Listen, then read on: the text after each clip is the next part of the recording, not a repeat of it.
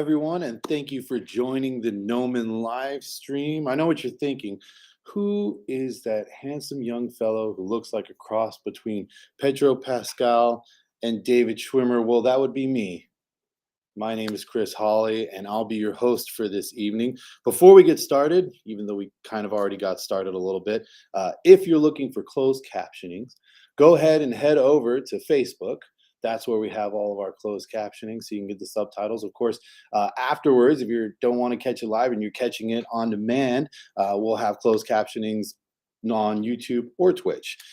Next, I would love to have a huge shout out, a big thank you to Lenovo. Without them, we wouldn't be able to offer you such amazing content as you're watching right now.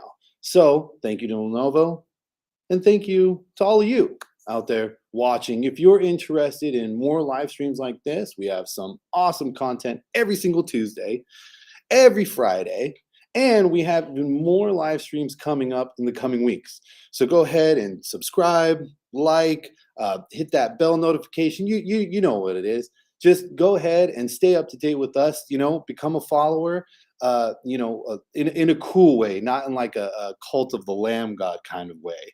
Speaking of addicting and very fun roguelikes, have any of y'all ever played Arcadegeddon? It's an amazing game. You should check it out. It's very fun. It's just very addicting. I wish I was, well, not wish I was playing it right now, but I'm probably going to do that after I get off this stream, is go and play that game. But maybe you're not a third-person game kind of person and you play VR games like Raw Data or Sprint Vector. If you haven't checked those out on Steam, you should, because they're awesome games as well. Well, our guest actually knows a lot about those three exceptional games. Everybody welcome Rodrigo Brea. Hey, Rodrigo. Hi, James, and hi, They're everyone. applauding. You can't hear it, but they're applauding. Oh, I guarantee sorry. it. I said hi to James, which helped us before. Hi, Chris. Yeah, James is our amazing mod. Off to a great start already. I'm sorry. Rodrigo, in case people don't know and haven't met you before, why don't you tell us a little bit about yourself, who you are, what you Sure. do, your amazing beard, all that stuff. Well, yeah. I'll start. I'll put that one last. Okay. My name is Rodrigo Brea. I am a senior environment artist. I am also a Noman alum. I graduated in December of 2016, I believe. Since then, I've been working professionally in the industry making games. I worked at a company called Servios for about 4.5 years or so. And then from there, that's where I worked on mostly VR games. And I say mostly because I had a chance also to work on their very first game that was actually non-VR. That was Big Rumble Boxing, based on the Creed franchise. Really fun game. I think it was released on Switch and consoles, I believe. And then mostly VR games, like you mentioned. Raw Data and Sprint Vector, Battle Wake, Walking Dead Onslaught, and I think that's in the Creed one. Yeah, I'm sure the list goes on. But no, I think that's about it. But it was, it was a lot of really fun projects to work on. From there, I worked at Elphonic for a year, where I worked on Arcadegeddon, like you mentioned. That project was a blast to make. It's a super fun game too. I had a great time. The team there was super fun. In both companies, both Servios and Elphonic, I had a chance to work with, honestly, like, fantastic people. I learned a lot in both places. And after Elphonic, I went to work at where I'm currently right now, which is Amazon Games. Unfortunately, I can't say much about what I'm working on right now, but that's where I am. Yeah, and I tried. Everybody in the chat, I tried yesterday. I tried today. He will just not tell me anything. So I know just as much as y'all know it's in a the hard chat. arm to twist, man.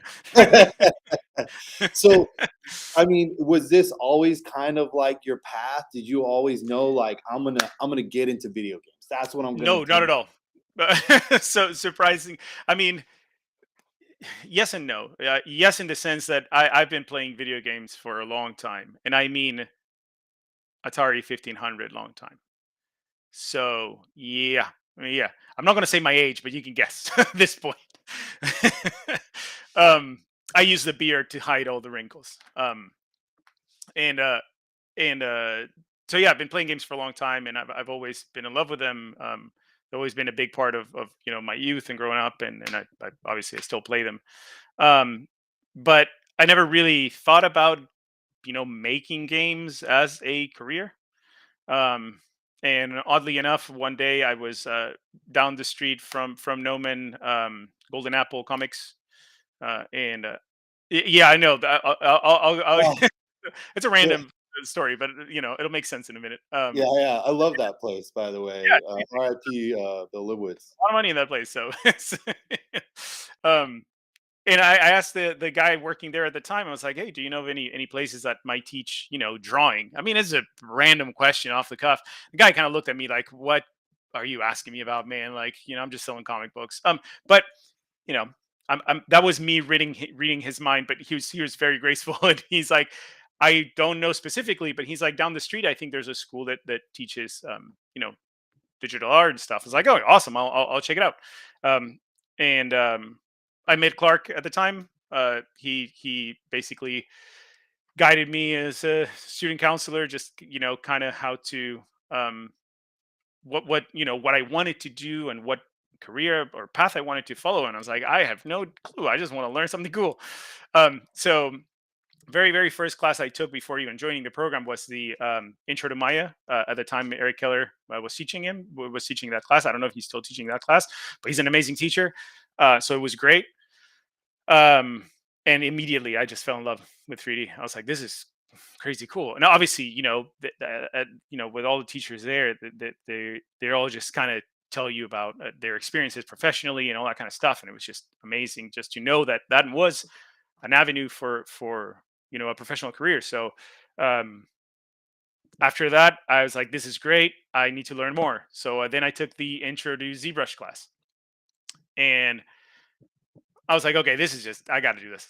This is just too much fun. So eventually, I ended up joining the 2-year digital production program, and here I am. So The rest is history, as they say. yeah, no, I don't think I'll appear in the history books, but it was definitely a good time. Um, so yeah, definitely. Like I said, it was a great time. Learned a lot at school. All I have is incredibly fun and good memories. I'm super grateful for all the teachers there, all the staff there. Everyone was, not only helpful and welcoming, but obviously super knowledgeable. So thank Yeah. you all. Thank you, Norman. I'll also take a second Uh, to thank Norman.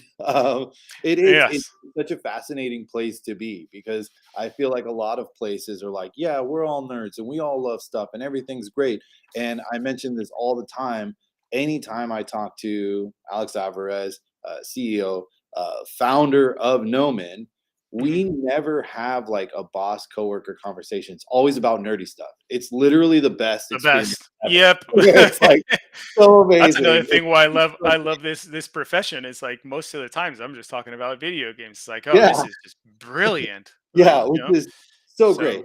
Speaking of um talking about video games, I think you're gonna show us some pretty awesome stuff today. yeah, yes. So I think we spoke a little bit beforehand about kind of like what the this demo and the purpose of this was going to be, and although the examples that I'm going to show are by no means they're more probably on the beginner side of things than anything, especially for environments. And I would even dare go a step further, saying that it's maybe more on the stylized side than maybe more on the hyper realistic. But the purpose really is just to explore different creative methods, even if it's the same task, right? Like just being able to showcase some different avenues and approaches to making something that, rather than the, I don't know, let's say tried and true, or just doing the same thing. And even if it's not specifically for the uh, purpose of what I'm going to build, it's just fascinating tools that are really helpful to do honestly all kinds of things, right? So Yeah, I uh believe when so yeah. we were talking about this before, the big takeaway that you kind of kept leaning into was a way for somebody that was getting into it, or like you, right? When you Mhm. first started with it, you weren't really sure, and then you took that intro to mine, you're like, boom, I'm in it. So Yeah, essentially right now you're kind of taking this moment to be like, okay, here's the environment workflow, right? Here's how you make it in something like ZBrush, which is a very common thing, something absolutely. like Blender, but you're helping anybody that's interested in getting into that and coming to a place like Noman, dabble in it Correct. now. So then that way they have the tools, they know. And if you've been looking for an excuse to get creative, here it is. If you're Yeah, looking there for creative, it's there we right now. go. So, Rodrigo's going to show you. So pay s- attention. Oh, as Rodrigo, I'm going to let you take it away. all right, awesome. Thank you, Chris. I was about to say James again. I don't know why. I got James' name stuck in my head for some reason. Awesome. So, basically, the example that I'm going to show is, again, it's on the very more on the you know basic level of environment making, but it's something that eventually some every environment artist is going to have to make, and it's making grass. You know, if you're working on in either a outdoor scene or something at some point, you're going to want to have some sort of foliage. And again, I'm showing grass, but this can be applied to a lot of other things if needed.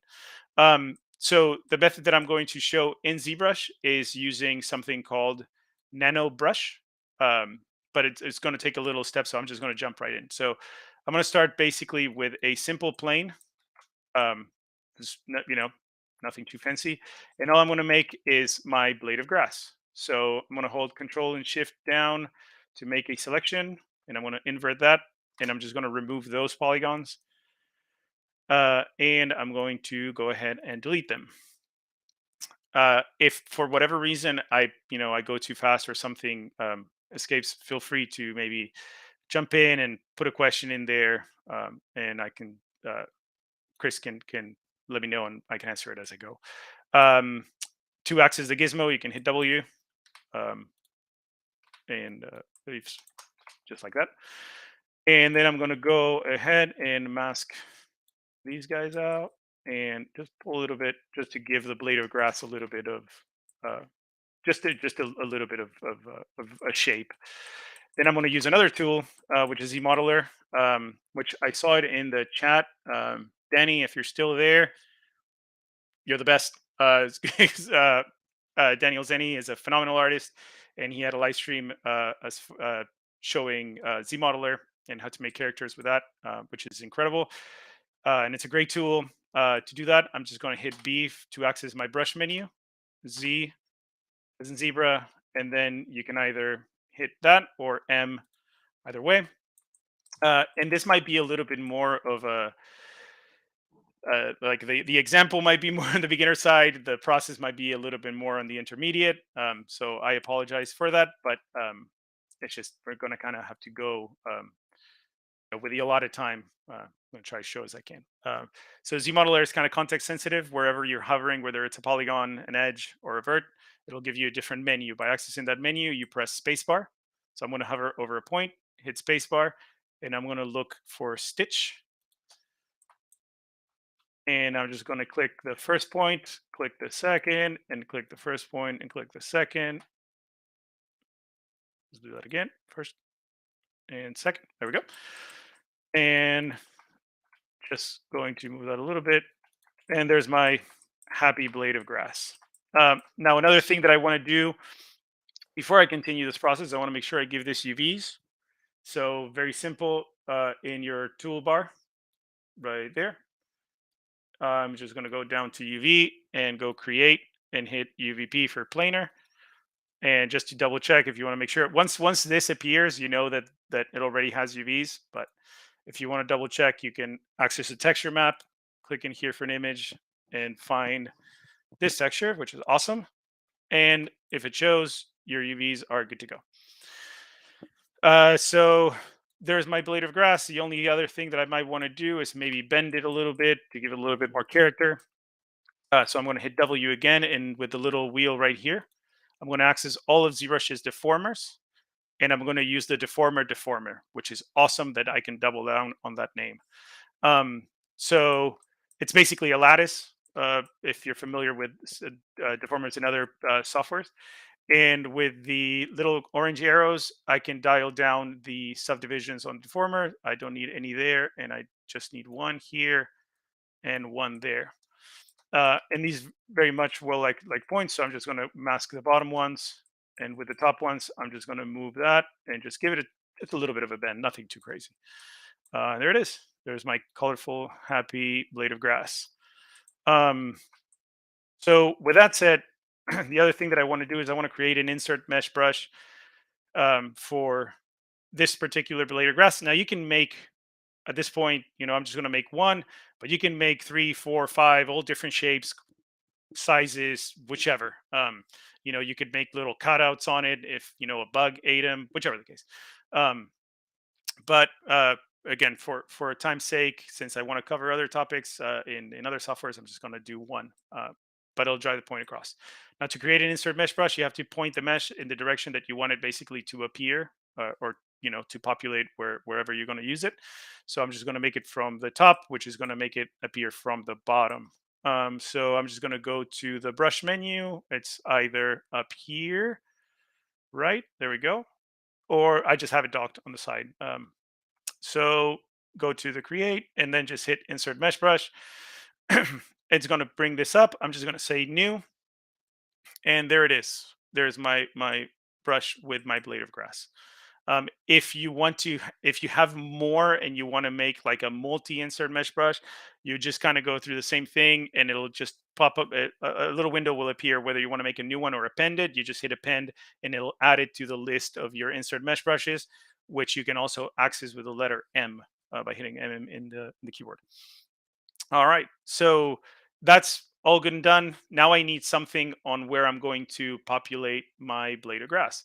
So this, we'll call it one, just so I know what I'm doing. And then I'm going to go ahead and append a plane. And I'm going to switch to the plane. And I'm going to go ahead and rotate it. If you hold shift while you're rotating, you can do it by increments. And I'm also, maybe that's a little, that'll be okay. Just it has a lot of subdivisions, but it'll be just fine.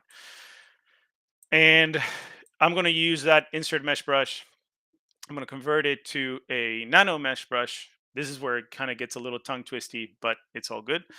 In order to basically grow my little blades of grass onto this plane.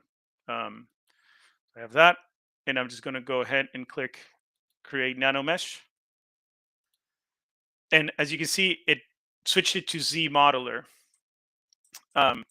which is great because if I hover over a polygon, like I mentioned before, it's context sensitive. So as I'm hovering over a polygon, I can see that it does say insert nano mesh. Now it also says a poly, which means if I drag right now, it'll only create a blade of grass on that polygon, which doesn't help me much in this case, because the intent at the end of this is I want to create however many variances of a grass patch that I need.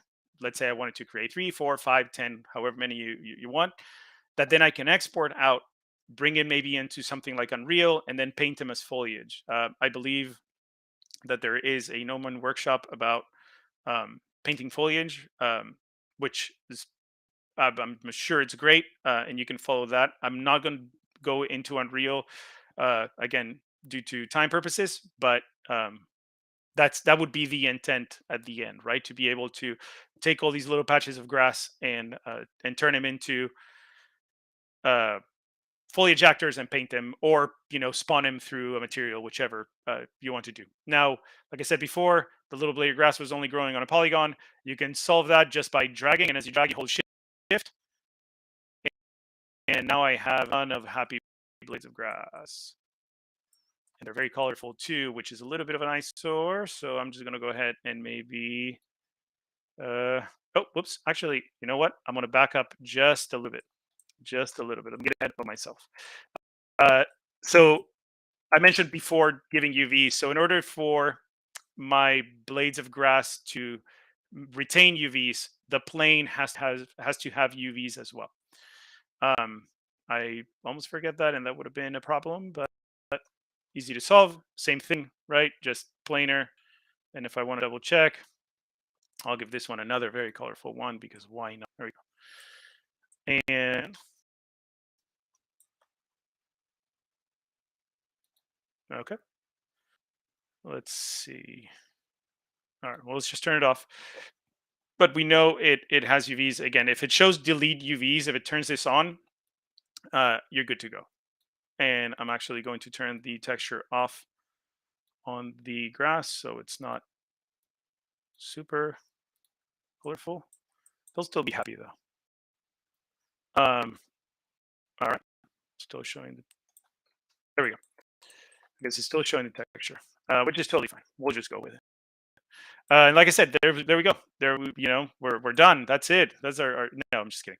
Um, so once the nano meshes populate the plane, if you go under the tool bar, you'll see nano mesh. If you open up, this will be everything. All these options will turn on, and this is where all the fun really kind of starts to take part, right? So the first thing that I'm seeing is my blades of grass are just way below uh, the plane.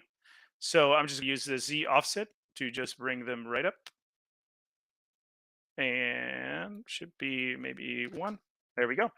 And I'm sitting perfectly on the ground, which is great. Now, obviously, there's way too many of them. They're all perfectly in rows. Don't want that, right? And all these sliders in the menu will give you all those options. And there's some really cool. You can also play with the alignment and stuff, but these two are really when things get really really fun because that's where you're going to be able to make all the options. So let's get into that for a second. So I'm just making just randomizing them, right? So I want to make sure that they turn 360. Actually, let's see if I can display double. Um, and okay, so I'm going to turn them. Okay, it was the 80, and then I'm just going to give them a Z variation for the rotation. So I'm already getting something that's starting to work pretty cool. Uh, for Y, I don't want to rotate these too much because I don't want them to tilt way too much. Just a little bit to give him that variety. Um, and then maybe I can scale them down if I feel like maybe they're too long. You can make variances on the width and maybe make them wider if you want to. Like I said, this may by the look of this it would maybe work better on maybe like a stylized type of thing, um but it'll still work. And then again, you can play with all these uh, um, different sliders to change the shape of them. So I can vary the height. So now I'm getting, I don't want it to get too crazy, but something like that. We're getting a little bit of that variety. And then, like I said before, these are two where I have the most fun with. So the random distribution, you know, it's picking up any points on the plane and then just randomly starting to like spread them and distribute them. So, maybe I don't want to have that. I don't want it to be that dense as it was before. Um, so, and let's see, maybe make him just a little bit wider, I guess, so we can see them there. Um, you know, and that's what I was saying before. Like they're starting to maybe tilt a little too much. So let's do maybe. All right, doesn't want to do zero point 0.5. Fair enough, ZBrush. Um, but there you go. And by changing this, you can add more or less as you choose. Now, the other one that's really fun is the random seed, where as I move it, I just get different variances of this as well.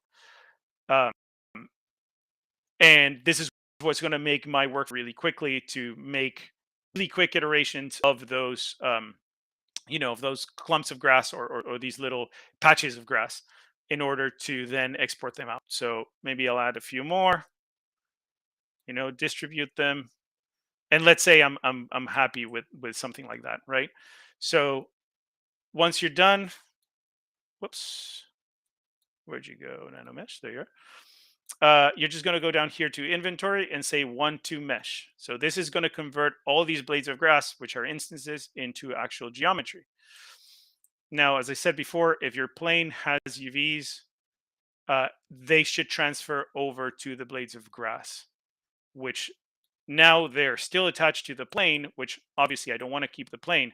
So uh, because it leaves them as 2 separate polygroups, which is incredibly good, uh, I'm just going to go ahead and switch to that. If I hold Control Shift and click on the plane, I can, you know, basically hide them, and then I can go say and split hidden. So now I still have my plane, which will allow me to rinse and repeat this process, right? So I can go ahead and go back to my plane, go back to my brush, create the nano mesh. It's already ready to go. Drag, and then go through the process again and really quickly. Um, to where's the offset one and random distribution, and I can make them completely different, right? Like maybe this can be, I don't know, these can be my taller blades of grass, um, where I can make the some variety there. And where's this height? You know, and maybe for these ones, I want maybe I don't want as many, right? I want maybe a little bit less.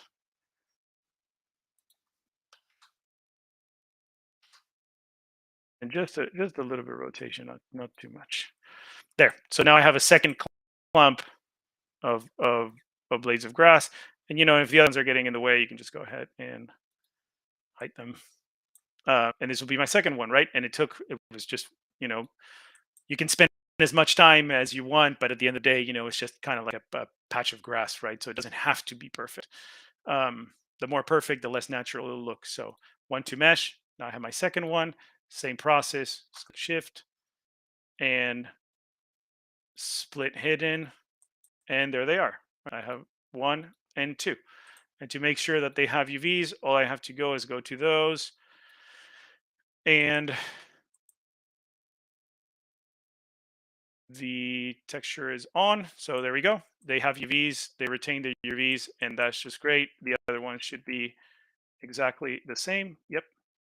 And that's super cool. That's the most colorful grass I've ever seen. That's actually pretty cool.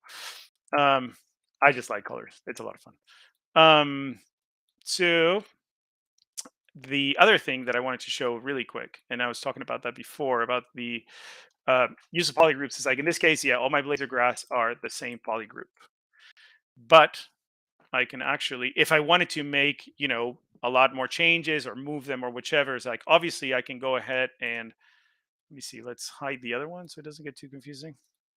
I could go ahead and mask the bottom of them. That way the bottom never moves. And then I could just grab my move brush, make it really big, and just maybe wiggle them a little bit or something, just to break maybe some aspects of it. But I don't have that ultra fine control, which I can get. Actually, let's leave the mask on, which I can get by going to the polygroups menu right here and just say auto groups. Now, every single blade of grass is its own polygroup. So I have absolute control over each single blade of grass. Obviously, it can be a lot. Maybe I don't want to move all of them. But, if you feel like it, sure, go ahead. Um, and then there's a really cool brush that is called a move topological. So you can go B to access your brush menu, M for move, and you can do T for topological, or it is right. Uh, where are you? Right here. BMT, and this will move essentially anything where you're clicking on. So it'll just move that polygon. So I can make this brush this big, but if I'm clicking on that polygroup, it won't move anything else, which is pretty cool. If you wanted to do, adjustments like say, hey, I want to move this one a little bit, and maybe this guy a little bit, and that one, and something like that, right? And again, like I said, you still have access to all of them individually as well. So if you wanted to grab this one and for whatever reason you don't like it that it's right there and you want to move it there, you can do that too. So it really gives you a lot of control and a lot of power over this. this one thing. Um, so that's pretty much how I would go about making variances, right? And at this point, you can make, like I said, you can make 5, 6, 20 of these, export them all out, put them into Unreal, turn them into foliage, paint foliage. It'll cover a lot of terrain really quickly because it's already a nice, pretty chunky cluster of grass, right? The other thing you can do is make more variances, like I mentioned before, of the one blade, make more insert mesh brushes, and make different clusters with different ones. And you could use the same plane if you wanted to, right? Just to have them, let's say you had three different insert mesh brushes. I would draw one, maybe lower um, the, oops, not array mesh. Where'd you go? Not a mesh, not a mesh. Lower the one random distribution right here, make a lower number, then insert another mesh brush with a different blade of grass, and so on and so forth, and then really have a lot of variety as well. But the process becomes fairly quickly once you have that done, that initial setup done. So that's the ZBrush part. And that's the one way. And like I mentioned before, the idea is to see different uh, options of how I can approach this, right? And let's say you don't have ZBrush. So how would you do it on a different software? So in this case, I'm going to showcase it in Blender. And the method that I'm going to use in Blender is actually completely different. If you're unfamiliar with Blender, I do highly recommend it. It's really, really cool. It has a lot of options, really, really cool tools as well. And and it's free, which is always very nice. Um, but the method that I'm going to show for Blender is actually a completely procedural method. And Blender has something that they introduced a few versions back that is called geometry nodes. Now, for someone that is familiar with 3ds Max, Blender operates using modifiers or a modifier stack. So in this case, I already went ahead and created the blade of grass because you probably don't want to see me model the same thing again. Um, but the process was exactly the same. I just grabbed the plane, moved it, bent it using a lattice deformer, and then, have my little blade of grass. Then I made a plane. Uh, Planes already come with UVs, so I don't have to worry about that for this. For the blade of grass, all I did was also a planar project, and it has its UVs right here. Uh, Now, in the case of Blender, like I was saying, using geometry nodes is a completely procedural method. This is probably one of the most basic examples. I have seen artists do incredible things using geometry nodes, like really fascinating stuff. They're super powerful, um, and they can do a lot more than just spawn a couple of blades of grass on a plane. But that said, you could use it to spawn rocks or whichever. Anyways, the way it works is I have my plane. I'm going to go to my modifiers, which is the little wrench icon right here. And over here, I'm just going to go ahead and select geometry nodes under the generate column. And I get these two inputs and outputs. And basically, you're just going to build your node graph network inside of this. Again, if you're familiar with node graph networks, something like Substance Designer or Houdini, this won't be too unfamiliar for you. Um, that said, I built this same thing in Houdini, and the process was pretty much the same. The only thing that changed was, so obviously some options and the names of the nodes and stuff, but the general idea of it was exactly the same thing. So I'm just going to go ahead and hit the space bar, which I get this search bar, and I'm going to look for uh, mesh on points on mesh 2 points. There we go. And just hit enter, and I get this little node. I'm just going to hover over the little line over here. As soon as it turns white, it'll auto connect it. And as you can see, all the faces of the plane turn into points, which uh, from a procedural standpoint, it'll make a sense in a second, but I'm basically going to feed the blade of grass into these points and then obviously randomize them and all that good stuff. So I first want to make sure that much like in ZBrush, when I spawned the blades of grass at first, that we're all, perfectly aligned and all that. I want to make sure that I randomize these points. So simple to just do a random value, and I'm going to make it a Boolean because I just want to go from 0 to 1. And I'm going to go into selection. And as you can see, just I'm immediately getting something. And this, it might seem familiar from before, the idea of the random seed, right? That I can just change that and get different conditions for that. I can have less.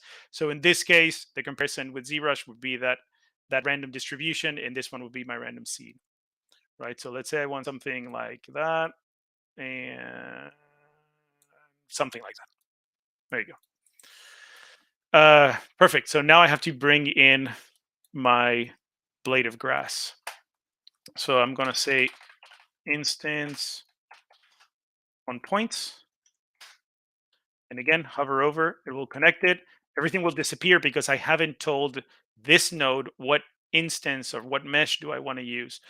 Now, this is something that I was racking my brain 2 nights ago about trying to figure out why my UVs were not transporting from my instance over to when I convert those instances into an actual mesh.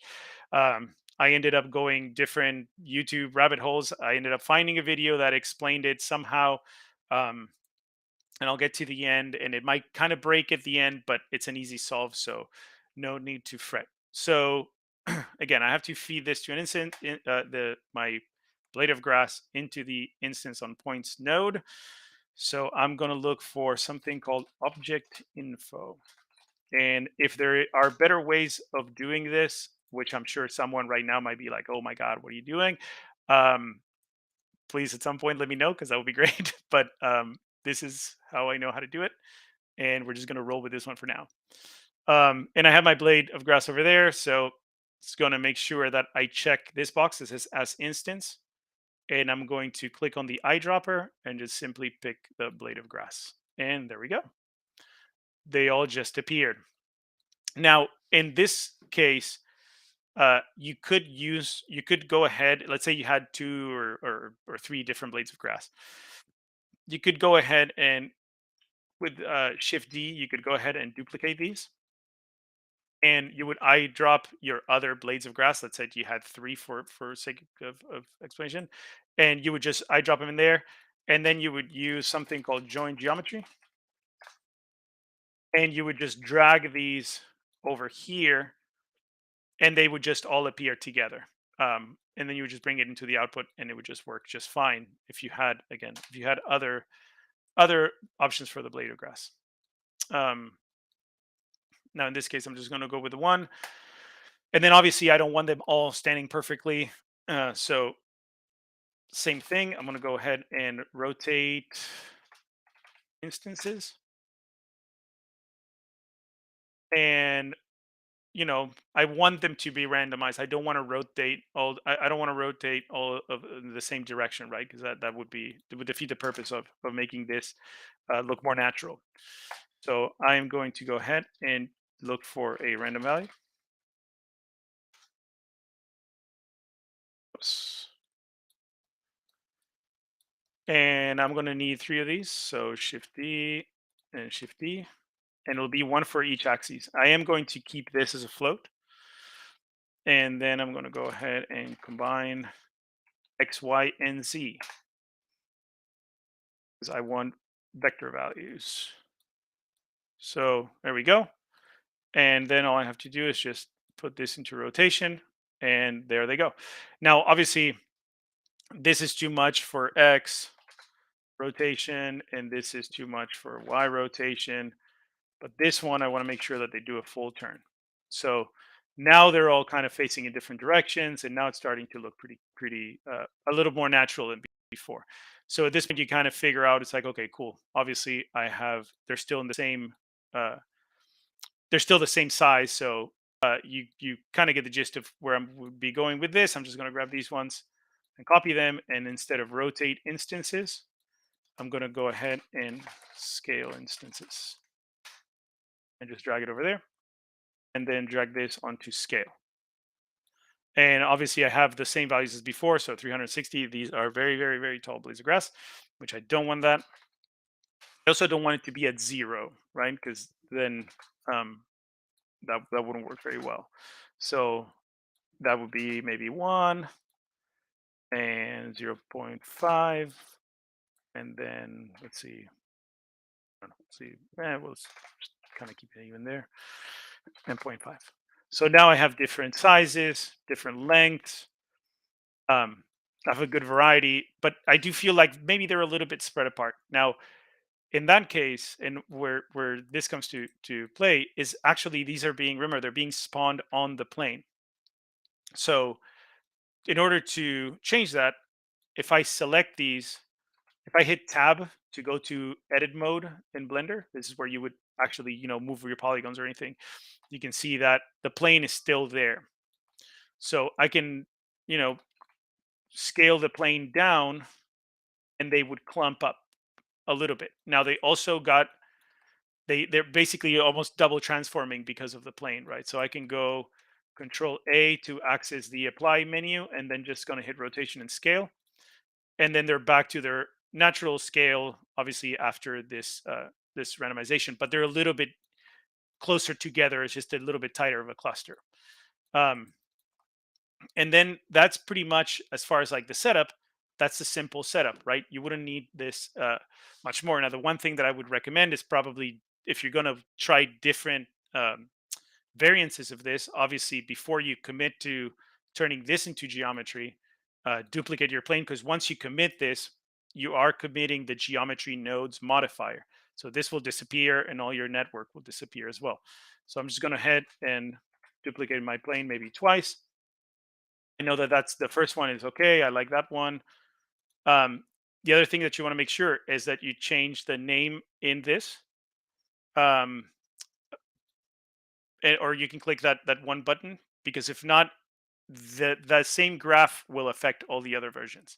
See how I had a 2 and a 3? It's like I want to make sure that this geometry node only affects the one plane that I'm looking at the moment. So let's say this one, maybe I want the plane to be, I don't know, maybe rectangular in this case. And then I'm going to go ahead and commit that scale, so my blades of grass are still uniform, or they retain that shape as before. And then it's just simple as going back here, and maybe for this one you can change maybe the random seed and the probability. So maybe I want less in this one because it's a little more rectangular or something like that. um, and then these ones are, I don't know, maybe they're all like just a little bit shorter, right? And there you go, there's your second one, right? And obviously at this point you get the idea. I would do the same thing with the third one. And it doesn't have to be, you don't have to spawn them on a plane, right? You could, for example, let's get rid of that one. And I could do, for example, let's see, maybe let's get a plane and grab a subdivision surface modifier and give it a couple so it's basically kind of like a disk. So it'll take basically the shape that you're feeding at the beginning. So I'm just going to commit that. And as you can see, I have more of a circular thing. So the blades of grass won't be maybe perfectly, it won't be like a perfect square. Maybe this one's will be a little bit rounder in shape.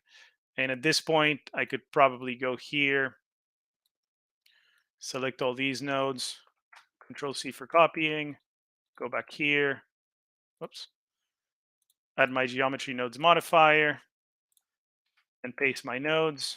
And I can grab this one and delete them. And there we go. And now they're kind of spawning on that circle. Yeah, there we go. Granted, there's a little bit less in there, but if I increase the probability, now it's starting to look more of a little circular patch than a square as we had before. And again, if this is too big, you can make a little clump like that.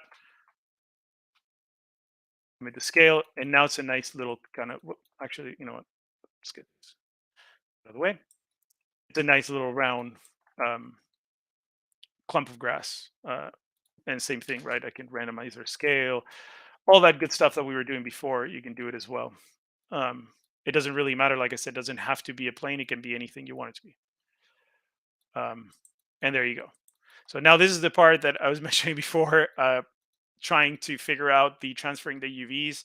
I got it to work, but it did something funky at the end, and things kind of broke a little bit. But I'll kind of show you briefly how you can sort something out. So uh, we want to turn this into geometry because these are just instances and they're still based on a plane. If you were to export this, most likely, if you applied the modifiers at the end, there is a node that I was using before that is called um, realize instances. And from the video that I found, that was kind of breaking UVs, and the person that managed to have the UVs transfer was not using it, and they used this method. So I'm not going to use the realize instances, but I'm just going to go ahead and right click on this menu right here, my outliner, and create a new collection. Because what's going to happen is once I turn this into a mesh, each blade of grass would be its own mesh, which would be a lot of them. So I'm just going to grab this into collection, and I'm going to call this blade, maybe blade patch 01. And with that selected, I'm going to open um, my search bar with hitting the space bar, and I'm going to look for make instances real. This one right here. And once I click it, I get all of these, right? It's a lot of them, and it'll keep the plane also down there.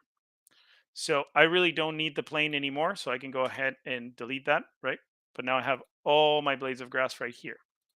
Now, if I select all of them, and that I can hit Control J. And this is the part that I was like, okay, what is going on? Something's breaking and it's not good. It created some other patch of grass off to the distance, which in a way, you know, if it might be a blessing in disguise, it's like, okay, well, I got a second one for free kind of thing.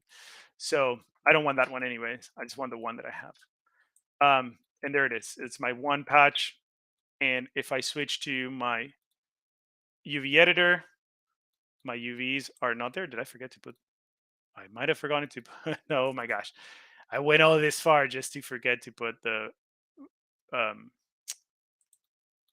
UVs on the plane address. All right. Well, only one way to do this. A hard way, right? Um, so I'm going to go really quick through this, but you'll get the idea what I'm trying to do here.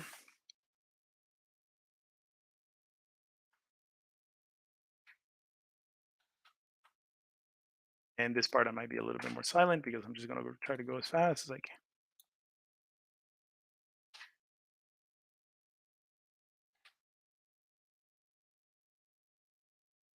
Maybe I won't get too fancy with this one.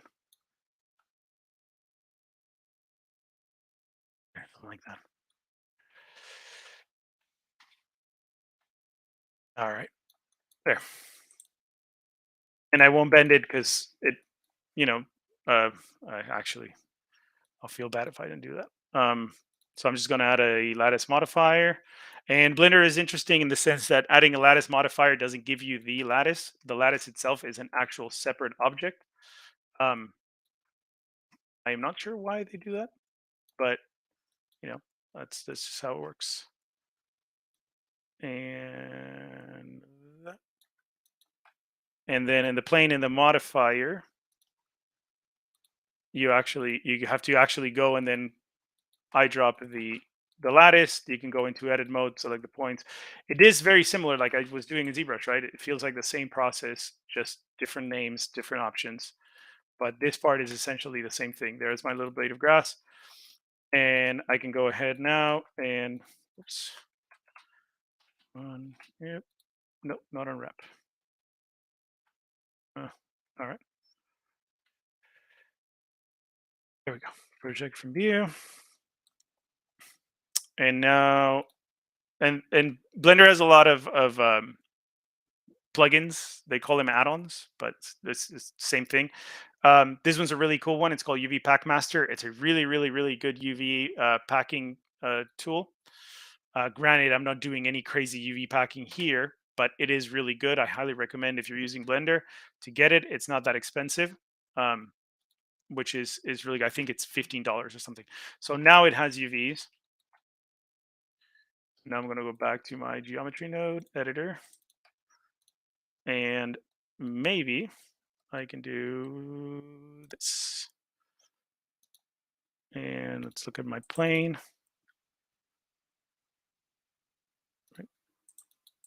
There is no instance, so I'm going to go ahead and select my new blade. And let's see. There we go. So it still had transforms on. So now this plane, let's make it a little bit bigger. There we go.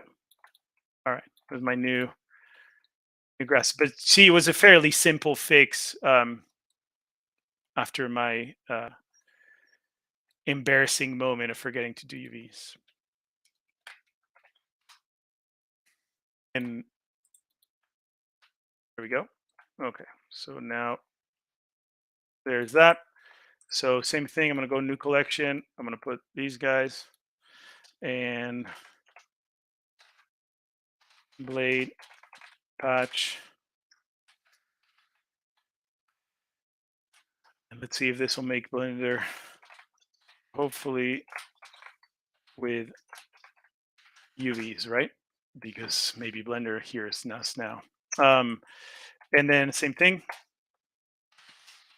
make instances real, click on that. They all appear here. Oops. Okay. And that should be my initial plane, I believe. I call them all plane, of course. Don't do the things that I'm doing. Be better and name things accordingly. um, okay, and they did that wonky thing where now it merged them all together. All right, this is going not okay. Then this must be my other plane. Let's see, get rid of plane O2. That's probably the one. And there we go. Yay! And look, the other one didn't happen. So now let's all hope that Blender heard us. And there's my UVs. Yay. Okay. So, and they're all stacked. So, if you wanted to texture this, it would be really easy because they would all be stacked onto each other. So you could do some kind of a, if you're doing stylized grass, maybe a gradient or something cool like that. And that would be the procedural method of going ahead with that. And same thing, right? Just make sure you don't delete the one plane that you had with your geometry nodes. That way you can continue to use this or copy and paste them into another graph without having to recreate it. So yeah, this would be the, quote unquote procedural approach as far as trying to make this blade of grass. But the other thing also that I talked with Chris about, and it's something that I wanted to show since I'm in Blender, is really continue to show some of the features that it has, not only just to make these kind of things, but as a whole, it does really contain some really useful tools that come directly um, out of the box with Blender. And one of them is this thing that it's not installed by default the moment you download Blender and you install it. This add-on is not installed as a default, but it does come with Blender, and it's this thing called Add Mesh Extra Objects. If anyone's using Blender and you don't have this turned on, turn it on right now. It's amazing. The same thing with Add Curve Extra Objects, and there's a lot of other add-ons that come with Blender. I have a lot already turned on, but if you start turning all of them on, it's going to really bog it down. So I suggest pick and choose as you need to. Same case if you buy an add-on, like for example, I had UV Pack Master. Um, if you download it, they'll usually come in a zip file. You don't even have to unzip it. Um, Basically, you would go and say, add-ons, and if you go to the very top, you can go install and look for your zip file, and Blender will just add it to it. Easy. Case in point, Packmaster is UV Packmaster is right there, and it was just a zip file. Didn't have to even unzip it, which is pretty cool. One less extra step, right? So yeah, add mesh extra objects, super useful. And that one, if you hold Shift and A, you'll get your add menu, which gives you all the options for meshes or curves or whichever you want to do. And the extra objects will appear somewhere down the bottom. Now it adds a couple of other things that I think are also really, really cool, very useful, especially if you want to iterate quickly, right? I'm talking about, I'm not thinking about, oh yeah, straight out of the box, whichever I use here is going to be, the final um, object, unless you think it's cool and then you want to use it. But it's something that it is really helpful to iterate quickly. One of them is pipe joints, which self-explanatory. It makes pipes, right? But something like this, if you wanted to model it from scratch, it might take you, maybe a few minutes. But I just did on a click of a button, and there you go. There it is. And when you create an object for the first time, Blender will give you this menu. Obviously, different objects have different menus and so on and so forth. But in this case, it gives me all these options to play with and make, this pipe. So I can change the radius and the divisions. If I wanted something, maybe a little bit more low poly or something, or if this is going to be your low poly mesh, right? And then you wanted to add more subdivisions or detail, whichever, you can do that, right? Um, you can change the length of it, which is not doing anything. That's cool. Let's see. Let's mess with these until it does something. All right, don't do anything. Perfect. All right. Then we have that one. Um, but same thing, right? And then you have all these other ones as well if you wanted to create a little pipe kit, because something that does happen in environment art, if you're making architecture or something like that, or whichever, right? You want a bunch of pipes running around. Um, this is something that it's just as simple as a click of a button, right? Then there's other ones like a rock generator. Like this one's, they're not the best rocks. Also, as you can see, I moved around and I left clicked and my context menu went away, just because I wanted to get close to that. So I'm just going to go ahead and do that. And I'll show something about the context menu in a second with one of the other ones, that sometimes they retain your options, so you don't have to go ahead and dial it in all again. But again, it's just maybe not the prettiest rock or just a simple little blob, but um, it's enough to maybe sometimes get you started with something, right? And again, in the case that maybe you didn't have ZBrush available or something like that, and you wanted to, stuff, and you can go ahead and then take this into the sculpting tab in Blender, right? And sculpt away, right? And this would feel more familiar. Something like, like if you were to do it like in ZBrush now. Oh, I know what's going on. I forget that. Yep, it has a bunch of modifiers. So gotta make sure that you apply them. And now I can take it to the sculpting and just you know sculpt my happy little rock. Um, but the other one that I find really, really useful, and it's really, really cool, and I use it sometimes. And again, sometimes it's purely for creative purposes. Like I just want to go ahead and get an idea out of my head and see what it does, or as a starting point for something, right? And and again, I recommend that once you download this, go through all of them. Math function is really fun. Uh, Gears is really cool. The ones in the for example for the curves, there's a lot of really cool ones like the curve profiles. There's a lot of really, really fun things here to play with, and maybe um, I don't know what you may want to use it, but it might come in handy, right? Or at least it sparks your imagination. Um, but again, the one that I really like is under extras. It's called Wall Factory, and there's a couple of other ones, really cool ones. I don't know. I never found a use for the. I don't know if it says Menger sponge. I don't know how you pronounce that, but that one I never really found much use for it. But it's still fun. But a Wall Factory, and it does a wall, right? And this was fairly big compared to wherever my whoops wherever my little guy is, right there. Where you at? There you go. And again, I moved that, and obviously it committed to that. But let's start again. I just want to make sure that I show that it starts fairly large, right? Um, but it creates a wall. And the context menu right here gives you all the options to go ahead and play with this. So, for example, let's say I don't want a top arch, I don't want an opening at all. The wall is huge, so maybe 0, and let's do 5 for now, make it a little bit smaller. It's also incredibly tall, so let's do 2, and then it's kind of chunky, but I can, knock the width down, increase the variance, and change the height. So you can see like it's starting to kind of shape up fairly quickly into something that I might find useful. To make right, I want variance of the, maybe not too much, something, I don't know, something like that.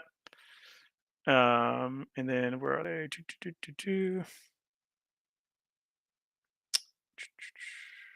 Where are you? Thickness. There we go. And let's make it smaller. 1 minimum 0.05, 5.1, and oh, there, grout thickness. There we go. That's the one I was looking for. Whoops, made a mistake. And where's the depth? There's, maybe make it 5 with enough variance. So something like that. I don't know. Let's say that that's kind of like the wall that we want, right? But I mean, you can play with this as much as you want, right? There's a bunch of other options. There's, if you wanted to curve it, right? Make it radial, which does some really funky things, but it also depend on your all these other options as well, right? Like I change things, and that's why I'm getting this very, I don't know, cool design of a radial curve. Um, but anyways, there's my wall, right? This thing is also stylable, meaning if I move it, it'll fit right perfect with the other one, which is pretty neat.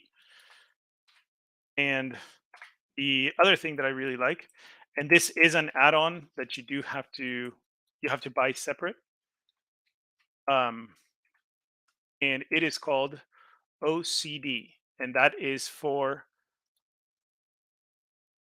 one-click damage. And the bundle right now is actually on discount. So if this is something that may interest you once you see it working, I would highly recommend get the whole thing because it is really, really cool and very useful. Um, and I don't think the cost of it is really that much for what it really does. So I'm going to select my wall, and you know what? No, let's just try it with this. That should be fine. Once you install it, much like I mentioned before, you would go to Edit, Preferences, Add-ons, and you would go to install. It'll be a zip file. Just install it there, and it should appear right up here. The one thing that I do want to do for this is I also want to make a collection and put it here and call this wall. Let's hide my UV thing. And I am going to go ahead and separate them. I do not want these blocks to be all together, and I'll show you why in a second. So I'm going to go P. I'm going to select all the faces. So I'm with Tab, I enter edit mode, 3 to select face mode. You can hit A to select all of them. And sometimes when you're working with Blender, it might feel like you're typing a whole sentence to do things, but it works it works just like that, I guess. And then I'm going to go ahead and hit P to bring up this separate option. And then I'm going to go and select by loose parts. So I have a lot of blocks right now, obviously. And oh, my brain is still stuck in ZBrush mode. So I tend to forget to mix up the hotkeys. So I'm going to select one, and I'm going to go ahead and click the make damage. And there you go. As the name suggests, one-click damage. Now, this feels maybe a little bit stylized for some.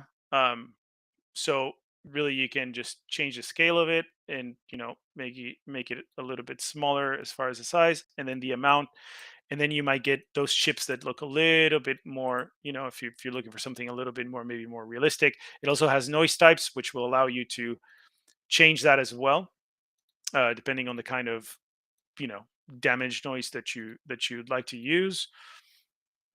Let's go with marble, for example. Maybe make it a little bit chunkier.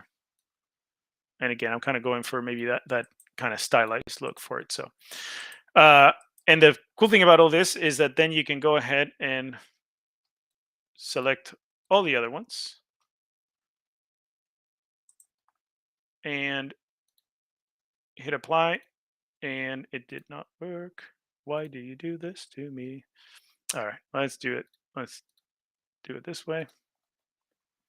Select that, minus that one,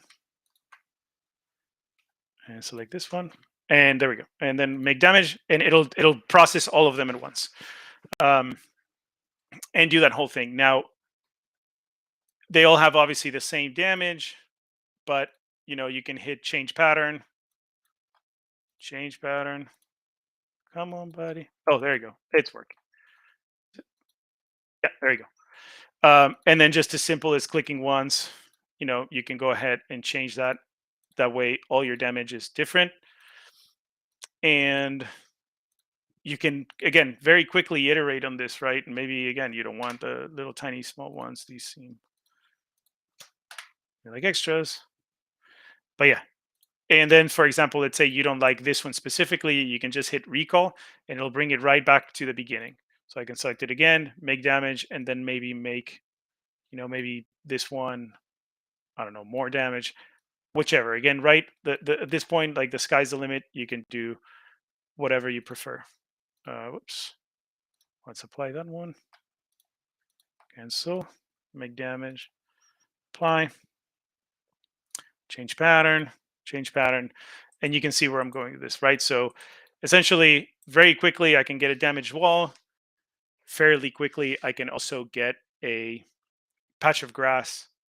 And if you were to take all these things into ZBrush or continue sculpting them in Blender, you could very quickly start building, the foundation for an environment, right? If you wanted to make a ruined wall or a ruined castle, or a field of grass with some scattered stones or some broken bricks, whatever you want to do. There's a lot of options to do so. Um, so those are definitely the some of the really valuable features, as far as Blender is concerned. Obviously, I can go on and on talking about some of the other things. I'm sure there's plugins that perhaps that do similar things for Maya or whichever, um, and other procedural ways to tackle this. Like in Houdini, you would be able to do this also, I'm sure, fairly quickly, without uh, that. But in again, in the case that maybe you don't have Houdini, this option exists, and it's something that you can go ahead and download just right now, and then buy the plugin and start playing with it. Um, so that's definitely something that I do value, is the ability to not have any blockers when it comes to like making 3D art. Which also takes me into another part of the segment that I wanted to touch about, is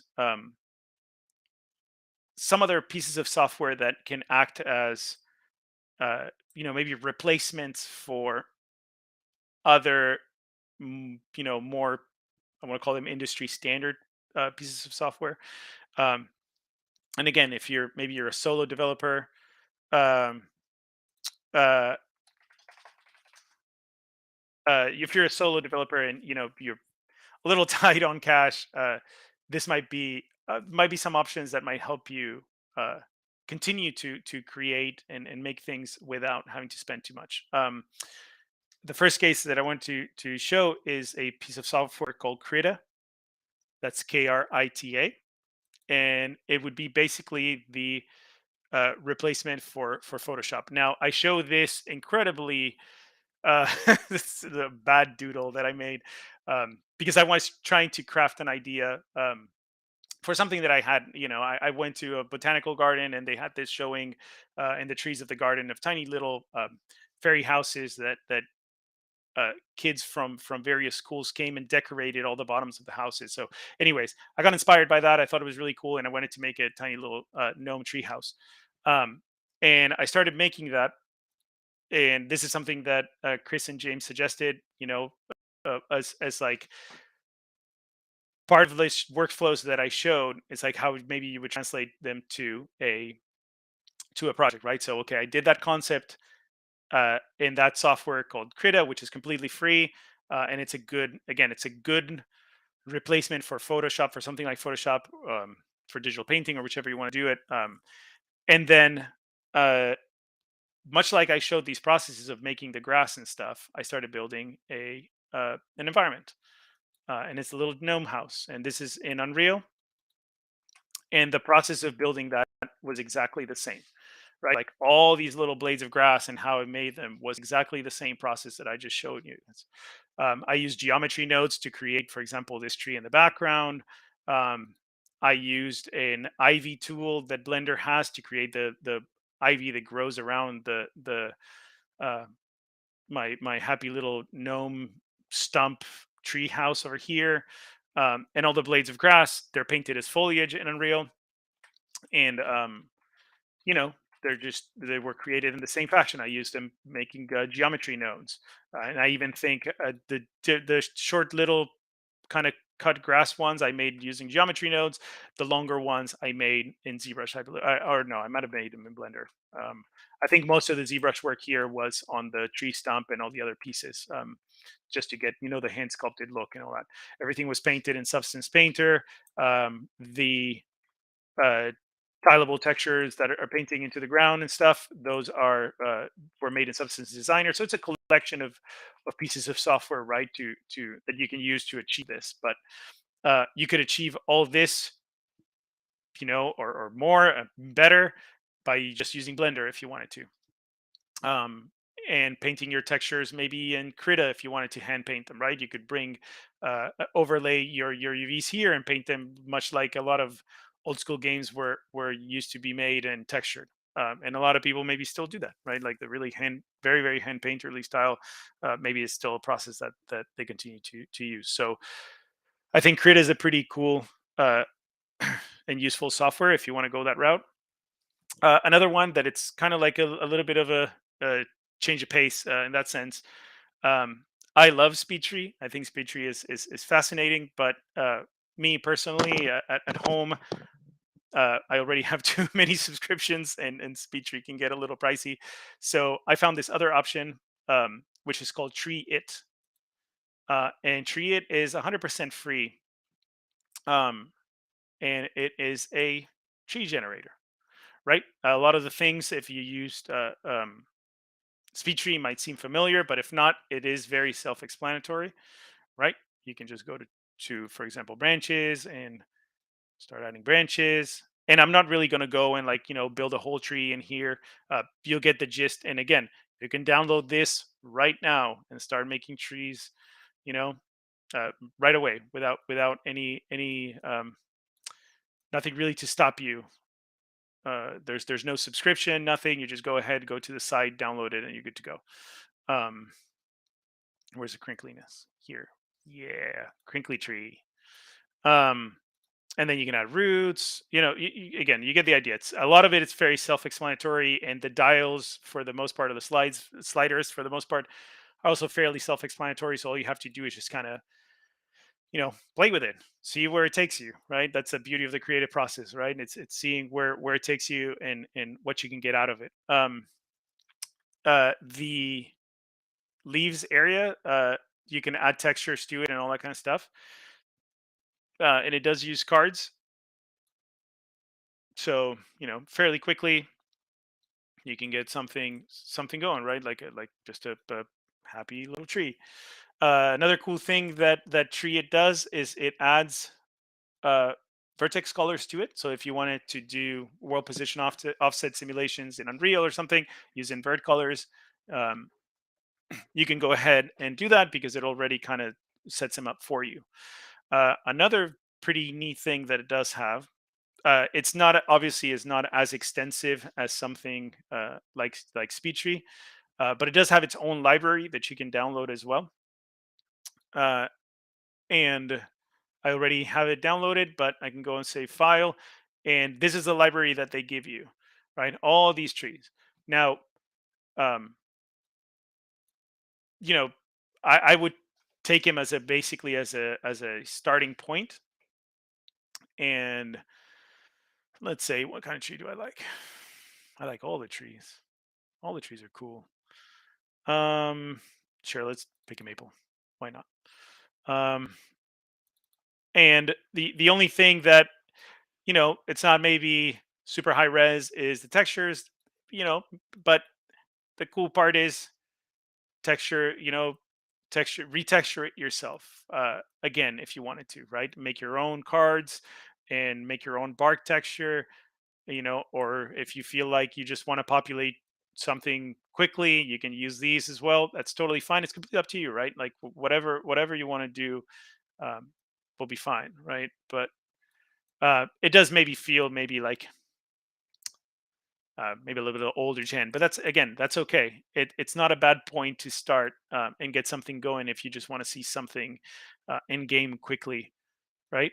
Um, and let's see what 250 is the maximum. All right, no problem. But I guess I can add more branchlets. Yeah, there we go. Right, and then you can keep playing with that, and it does have a lot of options. If you wanted to, make the trunk a little bit more high res, and there is right down here you can see also your poly count and that kind of stuff. So let's see, that's two trunks. There we go. Whoops, I wanted to get to, where is it? Oh, sides, here we go. So if I keep increasing that, um it should increase. oh, oh yeah, total polygons, there we go. So let's see. Yeah, there you go. It's going up like crazy. So you could get, it could get a lot more high res if you wanted to, if you wanted those really smooth branches and stuff. Um, but I think it's really cool. And like I said, you can go ahead and retexture this. I believe, or it feels like the way they're making the trees, they're using curves just by how the UVs are laid out. Um, which actually makes it fairly easy to, if you take this into, for example, Blender, you can look at the UVs, rearrange them however way you feel like it'll be best for you to texture, or add different materials. Sky's the limit, right? You can do whatever you want. And then the last piece of software that I wanted to show as well, that the free trial is actually really, really cool. Now, huge disclaimer, I am not an animator, so I'll just open the software, show it to you so you know that it exists, and then I'll probably leave it at that because I've already embarrassed myself enough to where I don't want to make a mess of that. But the software is called Cascadeur. I'm hoping that I'm pronouncing that also properly. And it's really, really cool. If you have a character, it does have an auto rig uh, system. I used it this afternoon. Again, I didn't animate anything or anything because it's not. But if you wanted to modify, uh, animations or something like that, the free trial is, for me, for example, is more than enough. Um, and it allows you to just bring your own character, rig it, animate it, re-export it, and then you can take those animations and use them in Unreal and however else, uh, or wherever else you want, right? You could bring them probably into Blender as well, right? As FBXs with animation. Um, so yeah, that's a bunch of other options, I guess, and again that allow you to not be to not stop you, in your creative process when you want to make something. There's a lot of options that um, again that allow you to do that without any roadblocks, right? This one, again, no subscription, anything. I just downloaded the trial, opened it, it worked just fine. Krita, download it, install it, start painting or drawing or whichever you want to do. Blender, same thing. And I'm hoping everyone knows Unreal is also free. You can download Unreal, install it, and start making games through all this process as well. It's I say this literally every single time, and I'm sure it annoys people because I Mhm. say it all the time. I get it. To you, this is all, like drinking water, but A that's little bit. I just messed up a few times. I think I oh, I choked. guess I you choked on don't my wanna call water a that few times. messing up. I mean, when you got, I call it getting tucked in. When you were like, "Oh man, I messed up on those UVs. Let me go ahead and fix it." And you were like, "I'm gonna be silent because I really need to focus." And you were silent for like 2 seconds, and it was over. Everything was Well, done. You just knocked it out. again, I want to apologize because at that point, I feel like, oh man, I had all this planned out and I thought it was going to work great, and then it doesn't, right? And I feel like a doofus, so I'm just like, Let me tell I'm just you, gonna go do it really quick, you because know. that's the other thing about just seeing the process, right? It's like when you do these demos and you do these presentations, they are demos, but seeing the professional aspect of it is you not narrating when you're working. Like when you're actually working, you're not Mhm. narrating, talking about the process as you're going through it. You're knocking it out. And that Yeah. was just really impressive to watch you knock it out But that fast and I all of appreciate it. It was the power of embarrassment. I was just like, no, that. I'm just gonna do I, this. So I'll be honest with you. I think you actually fixed the grass faster than you picked out a tree. I think it actually took you longer to pick out a tree that you you know what? wanted. It's hard, man. I love trees, so it's a hard choice. Like, do I want a birch? Do I want, like a maple? It's just so difficult. Trees are amazing, so it's just a hard thing. So, and I'm not great at glancing over the chat, so now I'm kind of glancing over, and there's a Yeah, lot we're of gonna I think there's a lot we of like really cool stuff. Yes, sorry, I'm not trying to jump the gun. I'm just like reading them right now. It's like, oh my gosh, I want to answer everyone, and also well. So thank. let's start from the bottom because we had some going while you were working Yeah. on the grass. And so someone actually asked, they were saying that they didn't do environments, and you can make a patch of grass in ZBrush or Blender, and then you bring that patch into Unreal and populate your scene. But what if it's like a huge field of grass? Does that make the scene very heavy? Like, how do you kind of So circumvent? first of all, you want to make sure that either you turn them into foliage instances, definitely, and then the other thing is now Unreal 5.1 has if anyone's familiar or is caught up with the updates that they made, is the whole nanite system, right? It's something as simple as enabling it in your asset, um, and it's what they were showing. Like, you can have millions of bajillions of polygons, maybe not bajillions. That's not even a word, but you get the idea. But a lot of polygons on screen, right? And it does a lot of things under the hood that optimize that thing. So it really does make the use of really really large amounts of polygons very very cheaper, not very very cheap, just so. But definitely I would say yes, definitely. If you're going to make a giant field of grass, there's also a lot of things that you have to take into account, right? You want to make sure that there's a cold distance for that grass, right? You don't want to be rendering tiny little bits and patches of grass way out far in the distance. No game does that, right? Like, they just either disappear them and turn them into like a texture, whichever the case may be. But you definitely don't want to do that, right? You want to keep it at the furthest distance that you can from the player to where it still looks good. And if it's a really uh, you know dense grass blade or patch of grass, either if you're not using nanite, make sure that it has LODs, right? So at a distance it'll LOD, and the very very far away blade of grass is a couple of tries worth. So definitely a lot of options there as well. And if I, I'm going to stop on that one for 1 second, because I just saw something that is something that I did want to touch upon, and it's someone that asked if the grass can be created in Maya. Please point out tools. The answer, first of all, is yes, absolutely. Um, Unfortunately, and this is something that I mentioned to Chris and James before doing this, my Maya license expired about 3 days ago, very conveniently. So I can't make these things up, I swear. So I was going to showcase the same process, doing it in Maya, but I don't have that option right now. So there's two ways in Maya that you can do it. I believe Maya, I think it's through bonus tools. I actually I didn't use that tool specifically, but it's the paint geometry tool.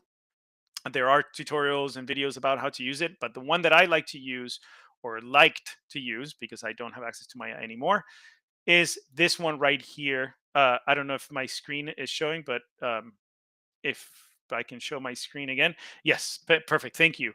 It's called SP Paint. This is a fairly old Maya script, but I've used it a ton and it works great. And it's incredibly simple to use.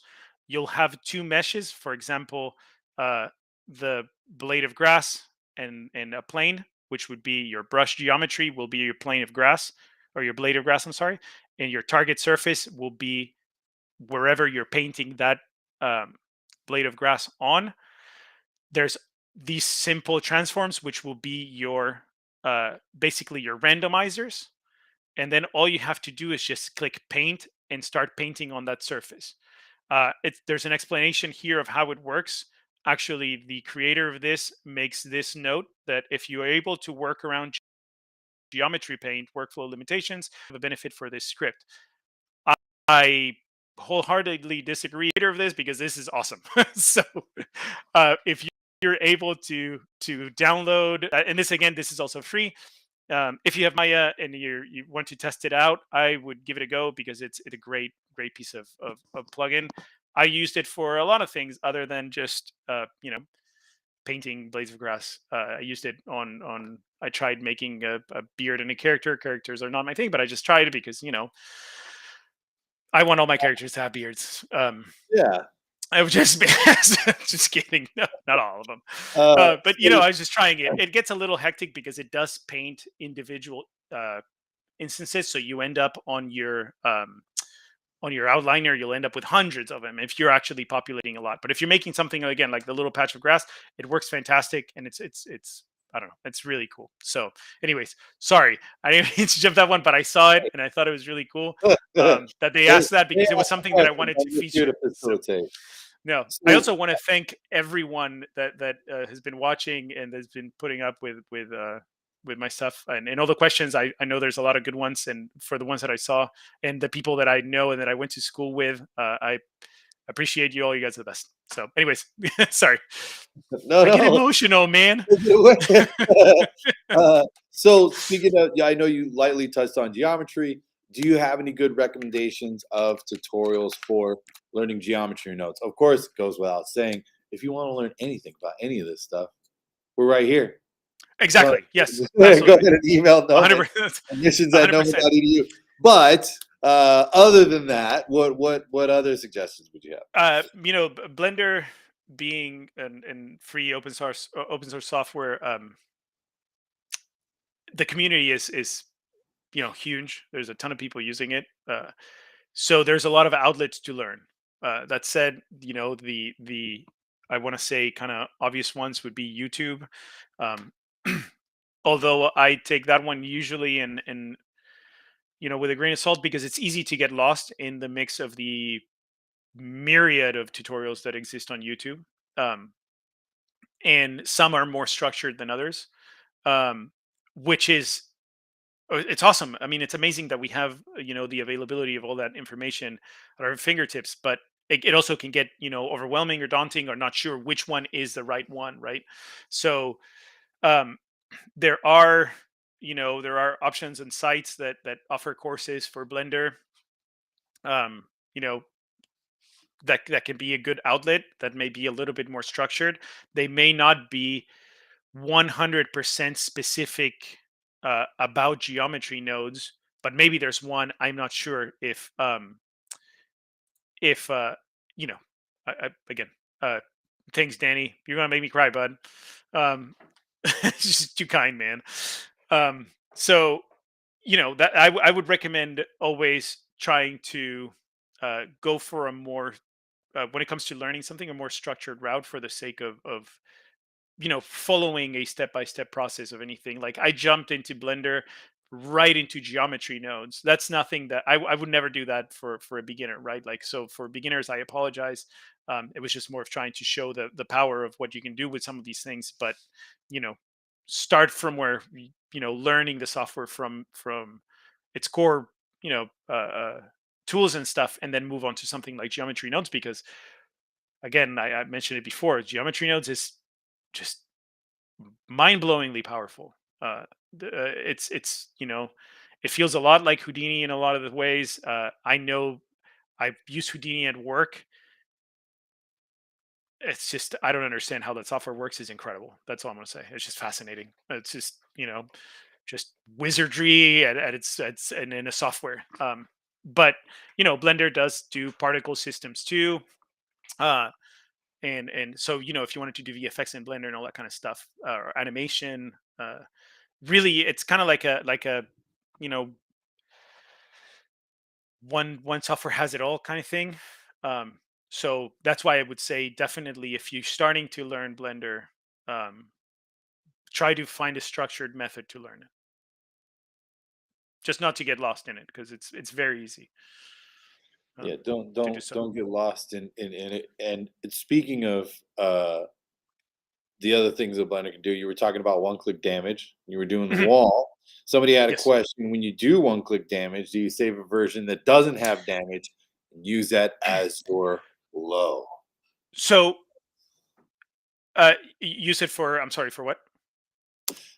So when you use one-click damage, do you save Uh-huh. a version of whatever you're doing that doesn't and use that as your low in question Right. mark? So uh, y- y- let's put it this way.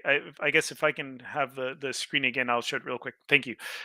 So one click damage, what it does is once you apply the initial damage, excuse me, to the mesh, you'll have this button that says recall. So it'll bring it back to the initial cube. Now, this initial cube to me is not the best version of my low res by any means. So and this might be maybe a little dense in this case. Obviously there's a big amount of damage, so this might be my actually my low res mesh. Like, this is the one that I would probably save.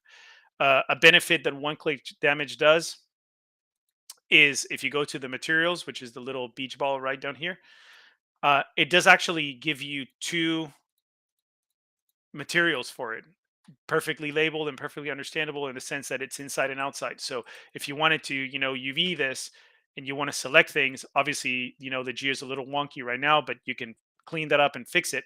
But you can actually use these to make selections. So you can go outside and select, and then, you select those, you go to your, let me just remember real quick, edge, and I go to,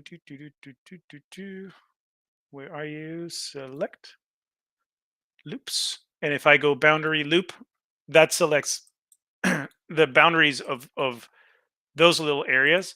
And then you can go ahead and say, mark seams, right? So that will be my seams for my UVs. Detach that, maybe cut the rest that didn't get selected, and you could get your UVs out of this real quick, which in turn, maybe you would take this, brick or chunk of stone into ZBrush, and then continue to refine it, but then your list would be kind of done. Uh, if I hope that helps to answer the question, but I wouldn't keep like the initial box as my low res, because it's a little too low, unless you know you could maybe say recall it, and maybe um you know maybe bevel these edges to try to match that other shape a little bit better. But I would just, honestly, I would just keep the other one as the low res mesh.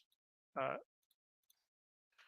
you know, you could go something like that, I guess, and that might be your low res, and that might actually work. When you bake your normals, if the shapes are fairly similar, uh, it might just work. So definitely something to try as well, right? It's really interesting because every time you like start explaining something where you show the screen, you Mhm. get a really good sense of like why you like environment workflow stuff. Because like Oh, you it's a get it, blast, man. maybe I'll try this or maybe I'll try that. You know. I think that's the part that I try to do it sometimes when I work as much as I can. Like if I have a new task or something, it's like, what approach am I going to take for this?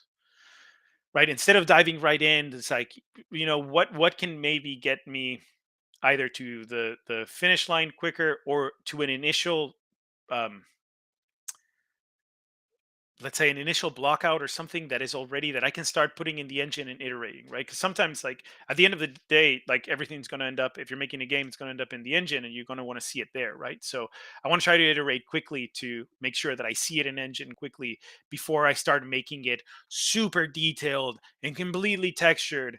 And then my art director is like, that's not going to work, right? So, which maybe happens, right? So I just want to make sure that I can move quickly, I can have something going, and put it in the engine, see it, is this working, run it by the art director or your lead or whomever, um, and then from there you can go back and make those changes before really taking it to a full completed stage, and then having to do all that backtracking, right?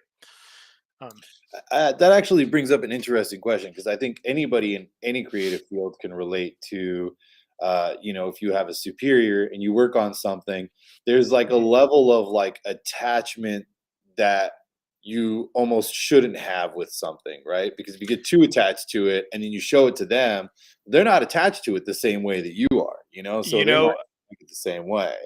it's something that I've heard it from a lot of teachers when I was in school, and it's hard because as artists, we love what we do, and it's difficult not to get kind of hooked on something, and like you said, attached is probably the best way to do it. But I would say that since the years that I've been working, that's probably one of the one bits and pieces of advice: don't get attached. You know, for uh, plenty of reasons, right? You may be working on a project that, for whatever reason, it may not see the light of day, and that work may never see the light of day. And because of your contract rules and regulations, you might not even be able to post it on ArtStation. So, yes, do it the best you can, right? You want to achieve the best quality that you can for whichever art style it is, but don't get attached. It sounds contradicting and it sounds, difficult to do. I struggle with it a lot of times, but it will save you a lot of frustration and headaches in the long run. Well, well, So, we'll take a moment of silence for all the projects that we all worked on man, that haven't you seen know, light. even personal projects. I've mentioned it to you before. Like I have folders of projects that I started, and I was like, this is gonna be super cool.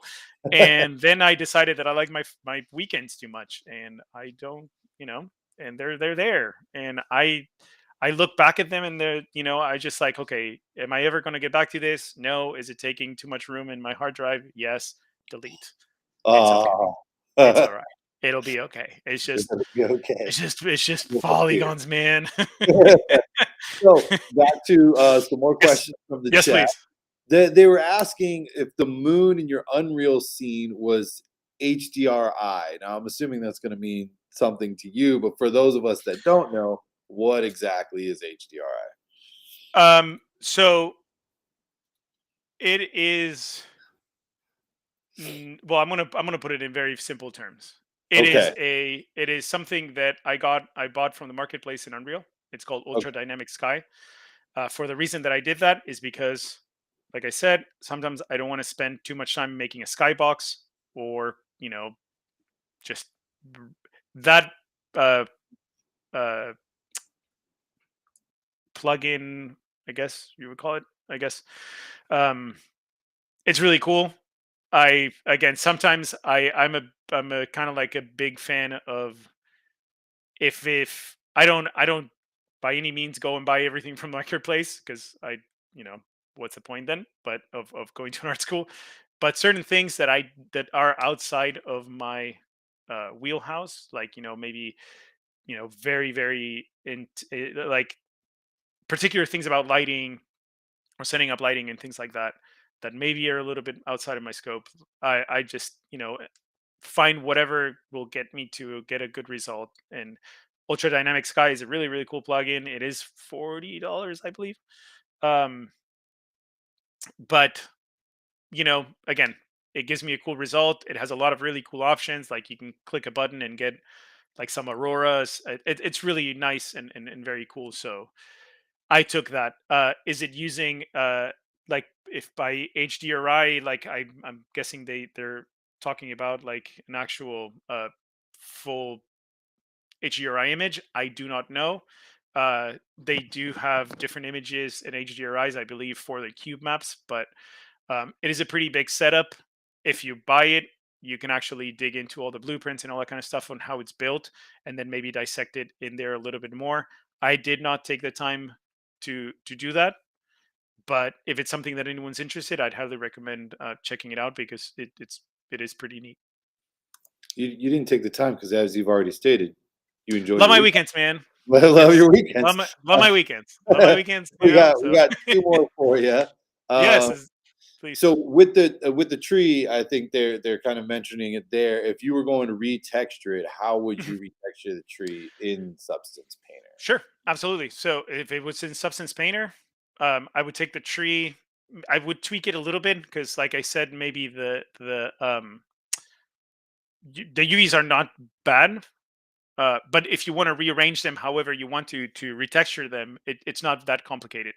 So I would maybe take it in Blender or take it into Maya or whichever software you're using, maybe rearrange the UVs however way you feel like. And then honestly, retexturing it's a little bit up to you, right? Do you want to use tileable textures for the bark and the branches? You can make those in Substance Designer, turn it into a material for Substance Painter, drop it and make your changes and good to go. If you want to hand paint it, you can hand paint it, right? You could even take the tree minus maybe the cards for the leaves and put it in ZBrush and resculpt it and then go through the process of baking it and all that good stuff, right? For that, you might want to actually then again look at the UVs, make sure that if the branches um, are overlapping and you want them to be all different, which would be a lot of work. And I probably wouldn't recommend that for a tree that is, just covered in branches. That would be a lot of sculpting. But maybe you want to do that, then make sure that your EVs are individual islands. That way they bake properly. Um, I guess if the question is what about sculpting on it, I hope that that kind of went through that. But by that, yeah, just take it out of TreeIt and and you know get into ZBrush or into Blender and sculpt it in there again, right? Or resculpt it in there again. Um, you could use it also as just like a you know your base shell. And if you put it into ZBrush, you could dynamesh it and turn it into resculpt it again, however way you want. At that point, obviously you're losing all your UVs, and then you would have to kind of start all over again. But if your intention was to have a first shape of a tree, that might work. There's almost like too many avenues for that. I would say for me, if the textures that you see there are not what you want, uh, but because the way that these trees are laid out, they're almost laid out for use with tileable textures. I would just make a really cool bark tileable texture in Substance Designer and go for it, and just use those. It should work pretty well. Awesome. So I know for you, environments, you're pretty. Well, I guess we could say you're pretty good at them. I But hope so, man. I try. I try every day. I promise. we have someone in the chat saying that it can be overwhelming creating assets, materials, interiors, etc. Do you think that people should specialize in one of these, or kind of be like a jack of all trades and do a little bit of everything? I mean, that's a great question, and I think I can answer it in a couple of different ways. So, environments do involve making everything sometimes, and depending sometimes on the company, right? Some companies will want you to specialize on just foliage, right? And you'll just make foliage. Um, and some other companies, you just might make rocks because you're really good at making rocks, right? Or in some other companies, Um, which, by the way, I love making rocks. It's a blast. It's to me. There's just very peaceful about sculpting rocks. Is something that's just I don't know. It's just fun. Um, but depending on in some other companies, you might have to be a jack of all trades when it comes to environments, right?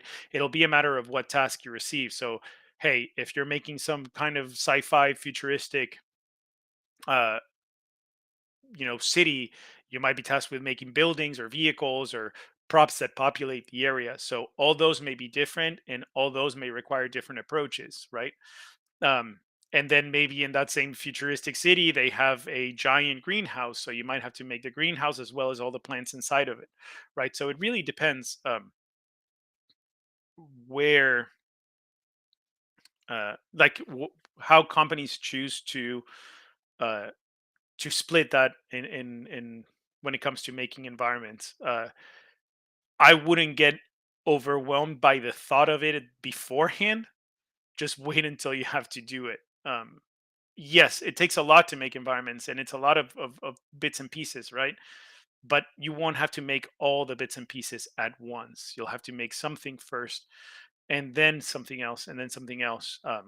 And obviously, you'll be working with a team, so all those tasks may be split amongst people as well. So, um, yeah, don't put the cart before the horse when it comes to getting overwhelmed, because it can get very easy to get overwhelmed, and sometimes there's it's easier to take a step back and you know So then the takeaway there is to know a little bit of everything, I and would say kind yes, of do definitely, that. definitely, because you will have to at some point make something that is hard surface, or you'll have to make something that is completely organic. So it's important to know both sides, and or all sides of making environment, and be prepared for all that, for sure, absolutely.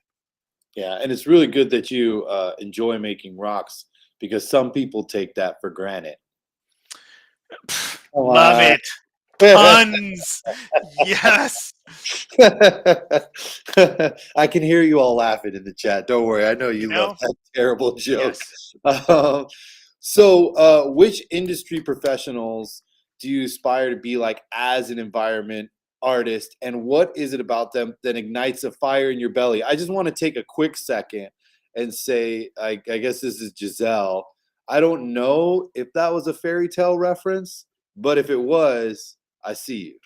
Go ahead, Rodrigo. I just wanted to say that Uh, really quick. yeah, yeah. Uh, So, um, I mean, I'm gonna change the words a little bit in there. I am inspired by a ton of environment artists. Some of them I usually quote or reference for new artists. One of them is, and I am, if for whatever reason, if he watches this, I'm sorry if I mess up your last name, Vincent DeRosier. Um, he is an artist at Ubisoft, and his breadth of work and styles of work fascinates me. He has done work for Substance, showcasing an environment that I actually also reference that, because the breakdown of the environment and how he puts it down feels very much like how you would want to present a portfolio piece. He also has a breadth of styles. He has worked on games like Immortals: Phoenix Rising, where he did substance designer materials, which are more stylized, and he shows how they blend and all that stuff is just amazing. And then he has worked on Assassin's Creed, where he has made things that are a lot more realistic, or lean more on the realistic side. And then some of his own stuff is also fantastic. So yes. So whomever posted oh, you posted the link. Yeah. Thank you, host. Um, he's amazing. He's a truly phenomenal artist. That said, there is way too many that inspire me, for a myriad of reasons, right? Like, shoot, Tor Frick, when it comes to hard surface stuff.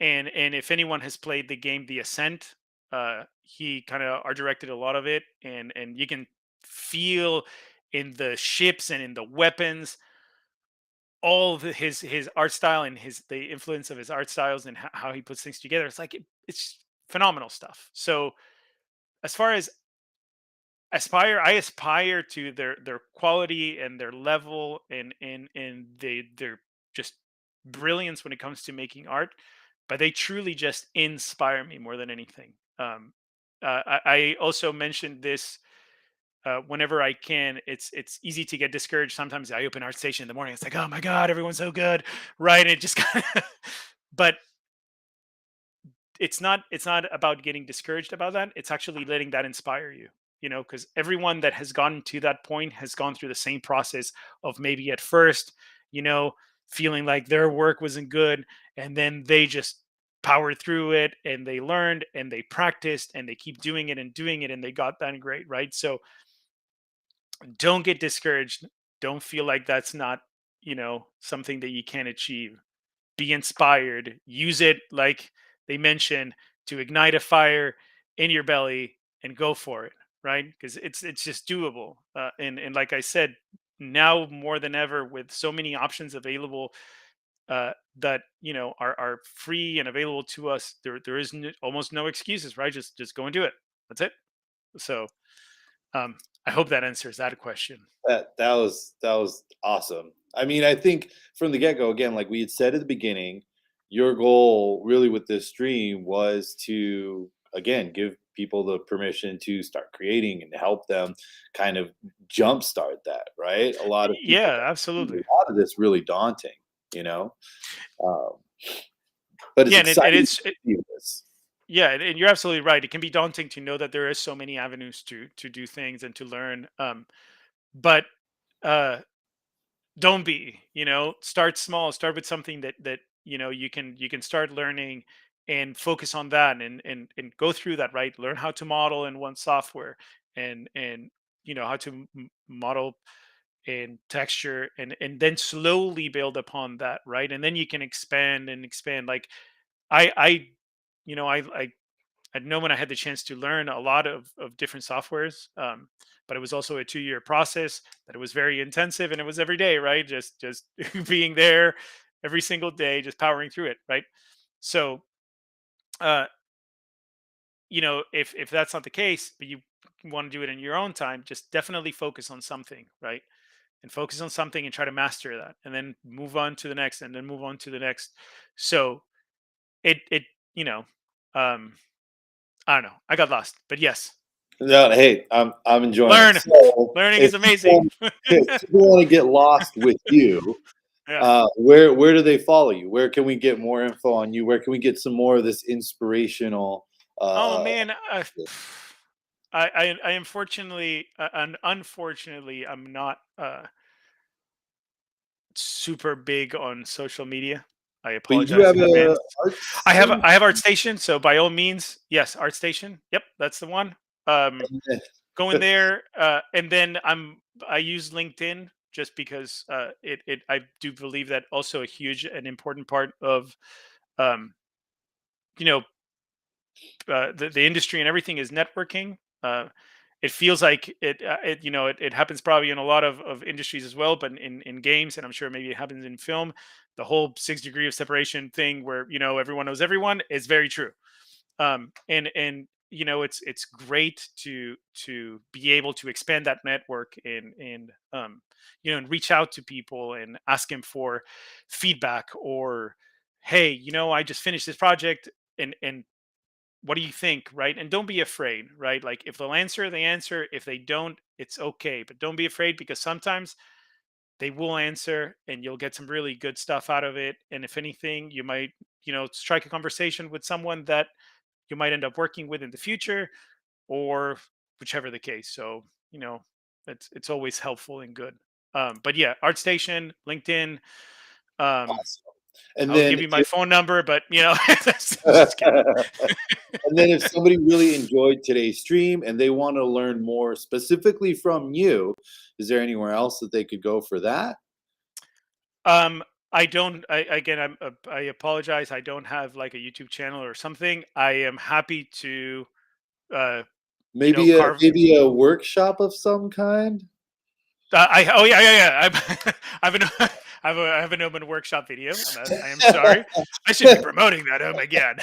So, yes, I do have an open workshop video. Absolutely. It's the just Gnomon as a whole is an incredible resource. So that's super good. But I'm also happy, if it's someone that's really interested and really wants to take this, seriously and their work to the next level. I can potentially think about carving some time and mentoring someone. I've done it for some friends that are not environment artists and have asked me to.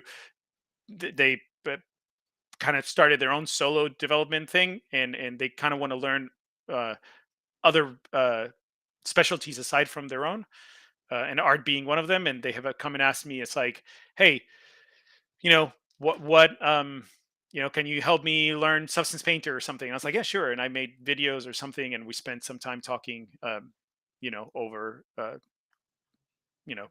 video chat thing, the video internet. chat things. That's the technical term. And Which one? I'll say video chat things is Video the chat. technical term. Yeah. Oh Because man, anyone is technical one. terms. But Uh, thank you so much for joining us on this Oh, stream, thank you Rodrigo. guys. It was I am awesome. so happy to be here anytime. So And I thank you all appreciate it. for watching. If any of you out there want to find out what Nomen can do for you, go ahead and send us an email at admissions@nomen.edu. And that's it. We'll see you next time. Again, there's going to be more amazing streams next week. Make sure to check us out on Tuesdays, on Fridays, and just come around and say hi every once in a while. Come around and say hi. Yeah. Virtual hugs. Virtual hugs. Virtual hugs. Virtual hug emotes in the chat. There we go. We did it. Bye, everyone. Thanks for tuning Bye. Thank you so much. in.